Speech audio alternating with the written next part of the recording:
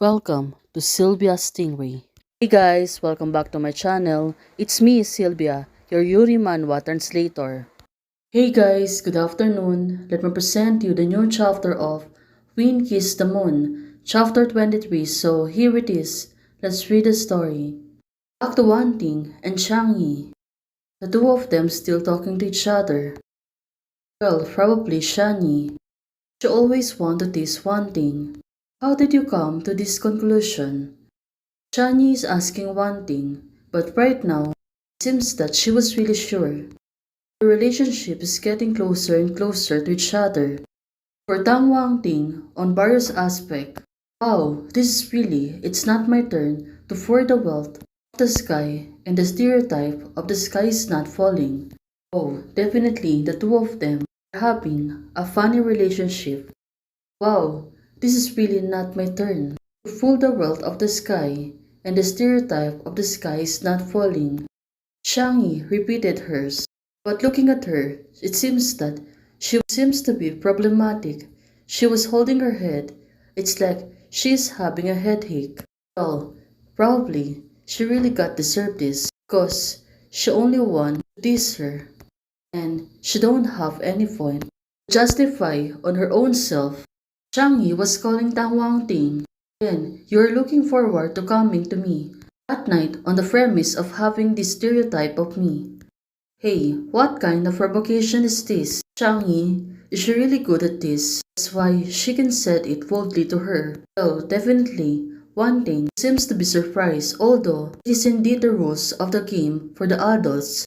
How can there be such a thing as her? Well, she was right. As of now, Shang Yi, she was not really shy on what she said towards her. I was misunderstood by you. If so, if I don't do anything, then I'm very less at loss. Oh, right now. She was really good at coaxing people, especially right now. It seems that one thing she will bend to her at this moment.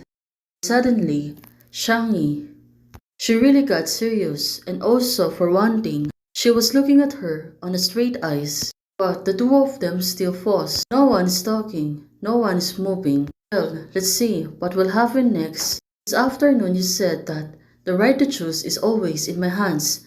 So now, we'll give it to you. Chang Yi, Chang Wang Ting grabbed her hands and right now she's been cornered. Turns out, one thing, and also said these things. If you want me to stay, tonight is the tacit game between the adults. But after tonight, we are the simplest relationship between Party A and Party 2. Oh, right now, it seems that the agreement is being working out.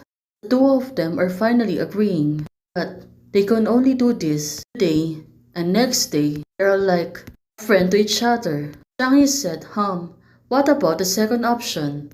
Oh, this girl, she really wants to bargain more. It turns out she really wants something against her. Well, definitely unknown. For the two of them still looking at each other. And for one thing, it seems that she's not going to agree, or maybe she will really obey to her obediently. Zhang Yi moved closer to her. Whether there is a second option is unknown, and the content of the second option is also unknown. Depends on how you choose. Oh, it turns out there's a lot of choices and things can be done.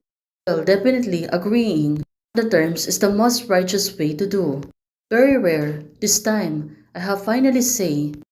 So, whatever you do, Zhang Yi, right now, she's looking mischievous. Probably also always want to trick her. Suddenly, she moved closer to her and kissed her gently. This is a compliment for you to misunderstood me.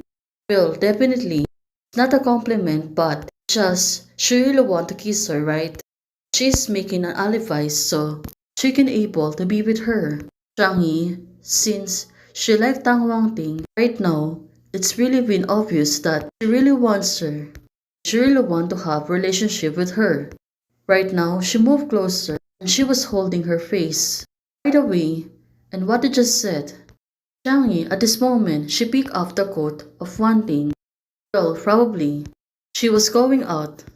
Definitely, she was thinking something about what she going to do or planning to do tonight.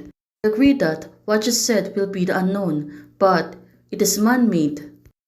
Oh, I sense something wrong in this. Xiangyi, I know that she can really tricky. It's really a compliment or play or something. Maybe, Xiangyi, she will going to tease her so much.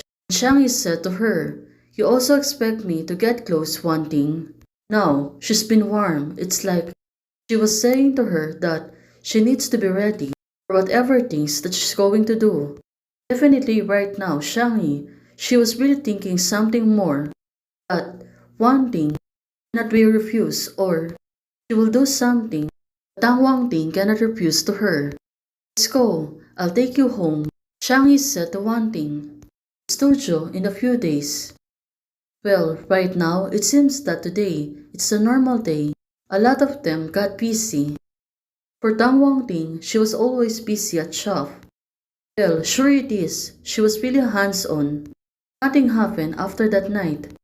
Xiangyi took me home and drove back myself. Well, definitely, she really wanting something.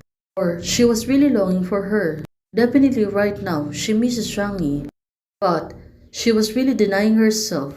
It seems that it will take a long time to entangle again. Oh, right now, she was really thinking about entanglement. Of course, she's denying to herself that she really wants Xiangyi. It's one thing. It turns out her assistant was there. It seems that this girl's really rushing. What's wrong? What's happening? Maybe there's a lot of customer or something complain. Why don't you talk to Li He? The customer have all complained to me. Right now, it turns out there's a customer looking for her. Funding right now asking what's wrong. Finally, the assistant seems to be rattled. Something happening. Don't you take him into the group before and divide it into a few customers from him? The communication and talking are not active during this period of time. So right now, her assistant explaining to her what things is really happening. Right now, one thing, make a few more calls and let him come to me. If they get in touch, it was good news. But looking at her face, seems to be worried. Well, things like this. Of course, it was really a headache, especially to the business owners like her. The iron that dress that Sister Shang wanted to sort it out. Ask someone to pick it up.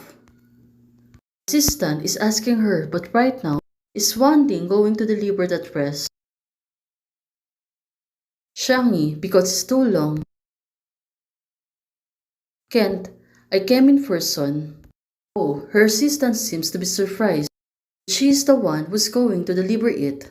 Well, this is really interesting. What will happen next is really confusing. Also, it's really getting excited. Hey guys, thanks for watching. If you liked the video, please don't forget to like, share, and subscribe. And do comments and turn on the notification bell to keep you posted on my daily updates. Hey guys, membership is already open. For those who want to support, you can support me by joining the membership or you can directly support me via Ko-Fi. Thank you, bye!